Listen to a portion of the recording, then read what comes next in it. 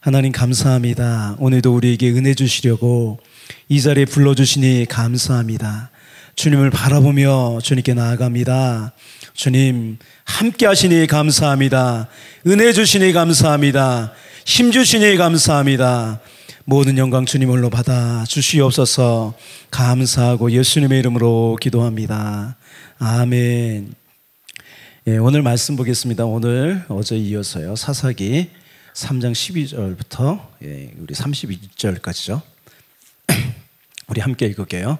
이스라엘 자손이 또 여호와의 목전에 악을 행하니라. 이스라엘 자손이 여호와의 목전에 악을 행함으로 여호와께서 모압 왕 에글론을 강성하게 하사 그들을 대적하게 하심에 에글론이 암몬과 아멜렉 자손들을 모아 가지고 와서 이스라엘을 쳐서 종려나무 성읍을 점령한지라. 이에 이스라엘 자손이 모압 왕 에글론을 18해 동안 섬기니라. 이스라엘 자손이 여호와께 부르짖음에 여호와께서 그들을 위하여 한 구원자를 세우셨으니 그는 곧 베냐민 사람 게라의 아들 왼손잡이 에웃이라. 이스라엘 자손이 그를 통하여 모압 왕 에글론에게 공물을 바칠 때에 에웃이 길이가 한 규빗 되는 좌우에 날선 칼을 만들어 그의 오른쪽 허벅지 옷 속에 차고 공물을 모압 왕 에글론에게 바치는데 에글론은 매우 비둔한 자였더라. 에웃이 공물 바치기를 마친 후에 공물을 메고 온 자들을 보내고 자기는 길갈 근처 돌 뜨는 곳에서부터 돌아와서 이르되 왕이여 내가 은밀한 일을 왕에게 아뢰려 하나이다 하니 왕이 명령하여 종용히 하라 하며 모셔선 자들이 다 물러간지라. 에웃이 그에게로 들어가니 왕은 서늘한 다락방에 홀로 앉아있는 중이라. 에웃이 이르되 내가 하나님의 명령을 받들어 왕에게 아랠 일이 있나이다 하니 왕이 그의 좌석에서 일어나니 에웃이 왼손을 뻗쳐 그의 오른쪽 허벅지 위에서 칼을 빼어 왕의 몸을 찌르매 칼자루도 나를 따라 들어가서 그 끝이 등까지 나갔고 그의 칼을 그의 몸에서 빼내지 아니하였으므로 기름이 칼날에 엉켰더라. 에웃이 현관에 나와서 다락문들을 뒤에서 닫아 잠그니라. 에웃이 나간 후에 왕의 신하들이 들어와서 다락문들이 잠겼음을 보고 이르되 왕이 분명히 서늘한 방에서 그의 발을 가리우신다 하고 그들이 오래 기다려도 왕이 다락문들을 열지 아니하는지라. 열쇠를 가지고 열어본즉 그들의 군주가 이미 땅에 엎드러져 죽었더라. 그들이 기다리는 동안에 에웃이 피하여 들뜨는 곳을 지나 스이라로 도망하니라. 그가 이르러 에브라임 산지에서 나팔을 불매 이스라엘 자손이 산지에서 그를 따라 내려오니 에웃이 앞서가며 그들에게 이르되 나를 따르라.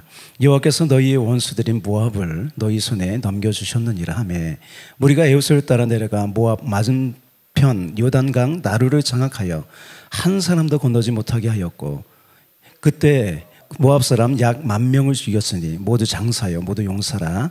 한 사람도 도망하지 못하였더라. 그날에 모압이 이스라엘 수하에 굴복하며 그 땅이 80년 동안 평안하였더라. 에웃 후에는 아나세 아들 삼갈이 있어 소모는 막대기로 블레셋 사람 600명을 죽였고 그도 이스라엘을 구원하였더라. 아멘. 오늘은요 이스라엘 첫 번째 사사인 운니엘이 죽고요 이스라엘 자손이 또 하나님 목전에서 악을 행했어요. 그래서 하나님께서 이번에는 요단강 동편이죠 모압 왕 에글론 손에 붙이시는 거예요. 또 어떻게 했냐면 에글론이 모압과 암몬을 연합해서 이제 쳐들어왔어요. 그래서 여기 보면 종려나무 성읍을 점령했다 그래요. 종려나무 성읍. 종려나무 성읍은 여리고입니다. 여리고. 여러분 여리고는요 이스라엘이 가나안에서 첫 승리를 거뒀던 곳이에요. 그런데 이제 이스라엘 자손이 이 모압 왕 에글론에게 굴복하고요 18년 동안 섬기게 되었어요. 이에 이스라엘 자손이 여호와께 회개하며 부르짖었어요. 이에 하나님은요 에웃이라는 사람을 세웠어요. 우리 15절 볼까요? 15절. 여호와께서 그들을 위하여 한 구원자를 세우셨으니 그는 곧 베냐민 사람 게라의 아들 왼손잡이 에웃이라. 이스라엘 자손이 그를 통하여 모압 왕 에글론에게 공물을 바칠 때에 여러분 에웃은 특이하게도 왼손잡이였어요. 왼손잡이. 이 문자 그대로 번역하면 뭐냐면 오른손이 제한된 사람이에요. 이게 왼손잡이라고 번역됐는데 이 원어적으로 보면 오른손이 제한된 사람이라는 거예요. 에훗이 왼손잡이가 된 것은요, 어떤 선천적이든 후천적이든 오른쪽에 장애가 있는 사람이었어요. 예, 이쪽이 오른쪽이죠. 하나님은 이스라엘의 작은 지파인 그 에훗을요, 또 오른손을 쓸 수 없는 에훗을 세우셨어요. 하나님은요, 부족한 자를 들어쓰십니다. 할렐루야. 고린도전서도 이렇게 말해요.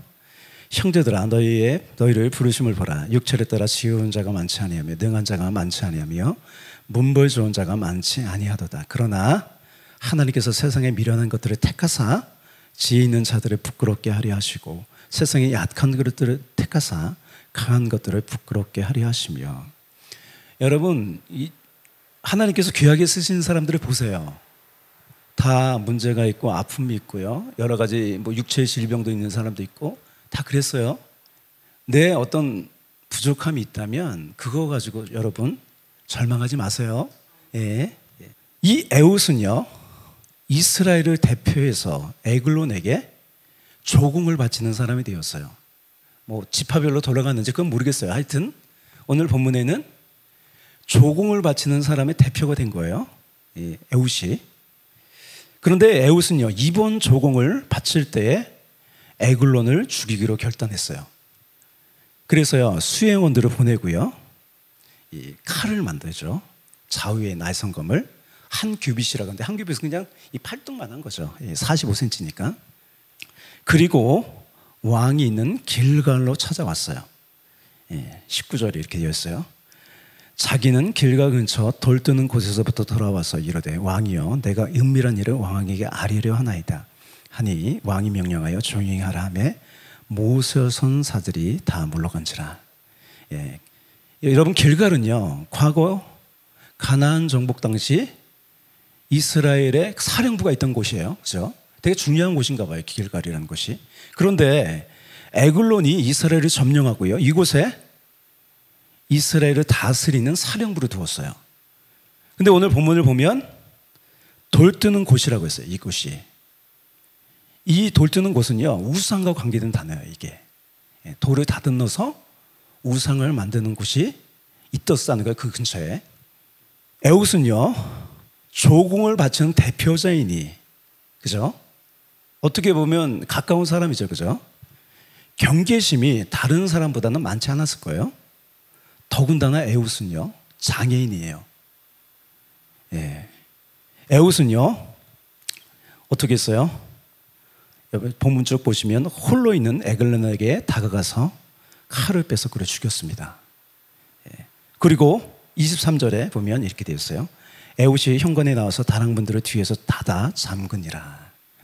경비병들은요, 왕이 용변을 보고 있는 줄 알았어요. 그래서 안 나오는데 잠잠하구나. 그래서 죽은 줄은 몰랐어요. 에훗은 그 길갈, 그 우상을 지나는 곳을 지나서요, 어디 갔냐면 에브라임 산지에 이르러서요, 에글론이 죽었다고 하면 나팔을 불었어요. 에훗이 에글론을 죽인 이유는요, 뭐냐면 그 무기력하게 잠자던 이스라엘을 깨우는 것이었어요. 에훗은요, 또 어떻게 하냐면 전쟁의 앞장을 서요. 끝까지 전쟁을 이끌어요. 27절, 29절 볼게요. 함께 읽을게요. 그가 이르러 에브라임 산지에서 나팔을 불매 이스라엘 자손이 산지에서 그를 따라 내려오니 에훗이 앞서가며 그들에게 이르되 나를 따르라. 여호와께서 너희의 원수들인 모압을 너희 손에 넘겨주셨느니라 하며 무리가 에훗을 따라 내려가 모압 맞은편 요단강 나루를 장악하여 한 사람도 건너지 못하게 하였고 그때 모압 사람 약 10,000명을 죽였으니 모두 장사여 모두 용사라 한 사람도 도망하지 못하였더라. 에훗은요, 이스라엘을 구원하기 위해 하나님이 일으키신, 본문을 보면 왼손잡이 리더였어요. 하나님은요, 그를 통해서요 이스라엘을 깨웠고요, 놀라운 승리를 주셨습니다. 그래서 어떻게 됐어요? 30절 보면 그날에 모압이 이스라엘 수하에 굴복하며 그 땅이 80년 동안 평온하였더라. 이 에훗은요, 사람들의 기대와는 다른 사람이었어요. 그죠? 오늘 본문에 이 세 번째 사사인 삼갈이요, 짧게 언급되어 있어요. 31절 보면 에훗 후에는 아나세 아들 삼갈이 있어 소모는 막대기로 블레셋 사람 600명을 죽였고 그도 이스라엘을 구원하였더라. 막대기로 죽였대요. 그죠? 여러분, 우리가 에훗을 통해 볼 수 있는 분은 누구예요? 우리의 구원자, 왼손잡이 리더인 예수님이에요. 예수님은요, 사람들의 기대와는 달랐어요. 기대와는 다른 분이었어요. 그러나 예수님은요, 세상의 참된 구원자이십니다. 참된 리더세요. 이 말씀 마지막으로 보고 이제 말씀 마칠게요. 우리 함께 읽을게요. 우리가 전한 것을 누가 믿었느냐? 여호와의 팔이 누구에게 나타났느냐? 그는 주 앞에서 자라나기를 연한 순 같고 마른 땅에서 나온 뿌리 같아서 고운 모양도 없고 풍채도 없은 즉 우리가 보기에 흠모할 만한 아름다운 것이 없도다. 좀 넘어가서요, 이렇게 되어 있어요. 여호와께서 그에게 상함을 받게 하시기를 원하사 질거를 당하게 하셨은즉 그의 영혼의 속건 제물로 드리게 이르면 그의 씨를 보게 되며 그의 날은 길 것이요 또 그의 손으로 여호와께서 기뻐하신 뜻을 성취하리로다. 할렐루야. 아멘. 예수님은요, 또 뭐라 그러세요? 우리에게 나를 따르라고 하시죠.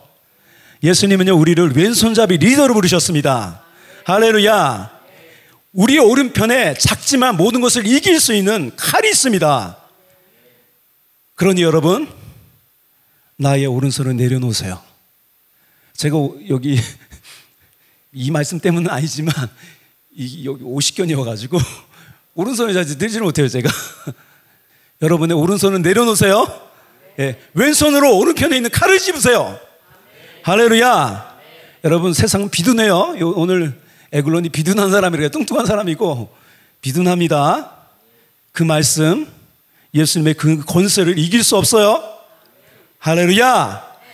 우리는 세상의 방법과 능력을 의지하지 않고 오직 예수님의 능력으로 나아가는요, 왼손잡이 리더예요. 할렐루야. 오늘 한번 따라 할까요? 나는 왼손잡이 리더다. 하나님 나를 통해서요, 세상을 바꾸실 거예요. 승리를 주실 거예요. 할렐루야. 아멘. 기도하겠습니다. 사랑과 은혜가 풍성하신 주님, 예수님께서 이 땅에 오셔서 구원을 이루셨습니다. 십자가로 승리하셨습니다. 우리를 또한 그 왼손잡이 리더로 또 부르셨습니다.